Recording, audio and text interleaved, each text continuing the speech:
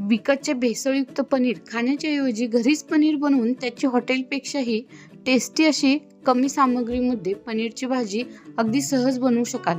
नमस्कार, healthy recipe with मीरामध्ये मी आज बनवणार आहे पनीर व त्यापासून पनीर बटर मसालाची रेसिपी आज पाहणार आहे। चला तर मग रेसिपीला सुरुवात करूया।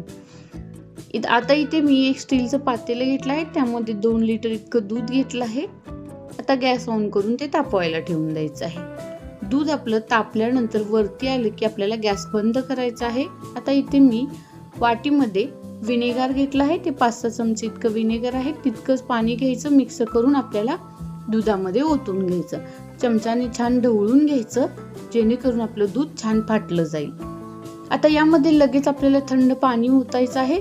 त्यानंतर आता इथे मी एका चाळणीवरती कॉटनचं कापड घेतलं आहे। आपण जे दूध फाटलं होतं ते आता यामध्ये ओतून घ्यायचं। आता त्यानंतर यावरती मी आता थंड पाणी लगेच ओतून घेतलं आहे, जेणेकरून आपलं पनीर हार्डही होणार नाही आणि यातील आंबटपणा पूर्ण निघून जाईल। आता त्यानंतर कापड अशा प्रकारे एकत्र करून घेऊन यातील जितकं शक्य आहे तितकं पाणी आपल्याला निथळून काढून घ्यायचं आणि याची एक छान अशी गाठ मारून द्यायची।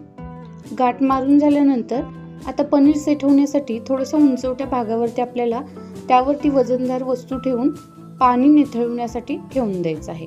10 ते 15 मिनिटांनंतर आपलं पनीर छान असं सेट होऊन जातं। पांढरं शुभ्र मस्त असं मऊसूत पनीर, अजिबात आंबट लागत नाही असं पनीर छान असं फ्रेश तयार होतं। अशा प्रकारे पनीर तुम्ही घरीच बनवून मुलांच्या टिफिनमध्ये वेगवेगळ्या रेसिपीज देऊ शकता। शिवाय पाहुणे आले तर झटपट पनीर बनवून याची भाजी बनवू शकता। आता इथं मी बटर पनीर मसाल्याची रेसिपी दाखवणार आहे। मी अशा प्रकारे बनवते, तुम्हाला आवडते का ते तुम्ही नक्की कमेंट करून सांगा। 2 मोठ्या आकाराचे कांदे घेतले आहेत, ते मोठे मोठे चिरून घेतलेले आहेत। त्यानंतर एक मोठ्या आकाराचा टमाटर घेतला आहे, तो एकदम लाल भडक आहे, तोही चिरून घेतला आहे। त्यानंतर काजू आहेत, त्याची मी थोडीशी पावडर करून घेतली, एक 5-7 काजू असतील।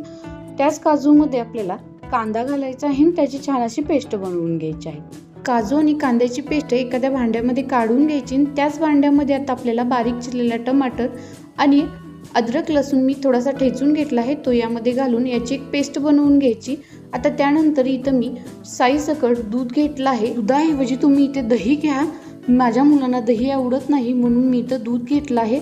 आता हा मी सुहाना कंपनीचा पनीर बटर मसाला मिक्स केला आहे, तो छान दुधामध्ये मिक्स करून घेतला। आता त्यानंतर कढईमध्ये मी तेल आणि बटर मिक्स करून यामध्ये थोडेसे जिरे टाकले आहेत आणि तमालपत्र टाकून छान अशी फोडणी करून घेतली आहे। त्यानंतर आपण जी कांद्याची आणि काजूची पेस्ट बनवली ती पहिल्यांदा टाकून घ्यायची, त्यानंतर ती परतवायची। आता त्यानंतर यामध्ये आपण टोमॅटो, अद्रक, लसणाची पेस्ट जी केली होती ती यामध्ये परतून घ्यायची आहे। त्यानंतर आता यामध्ये थोडंसं मीठ टाकायचं आहे, जेणेकरून ग्रेव्हीला छान असं तेल सुटेल आणि छान भाजल्या जातील।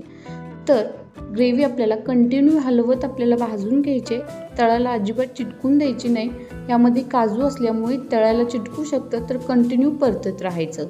तर तुम्ही बघू शकताय आता हा मसाला आपला कढई सोडत आहे, छान असं तेल सुटलं आहे। आपल्याला अशा प्रकारे तेल सुटेपर्यंत मसाला भाजून घ्यायचा। तर यामध्ये घालायची थोडीशी हळद, घरगुती चटणी आहे आणि लाल मिरची पावडर आहे। त्यानंतर हे मसाले छान तेलामध्ये परतून घ्यायचे मसाल्यामध्ये। आता दुधामध्ये जो मसाला मिक्स केला होता तो ओतून घ्यायचा आणि हा छान मिक्स करून घ्यायचा। त्यानंतर यामध्ये थोडंसं पाणी ओतायचं, जितकी दाटसर ग्रेव्ही हवी आहे तुम्हाला तितकं पाणी ओतून घ्यायचं। त्यानंतर यामध्ये पनीर टाकायचं आणि मिक्स करून घ्यायचं। आता हे पनीर तुम्ही बटरमध्ये भाजूही शकता।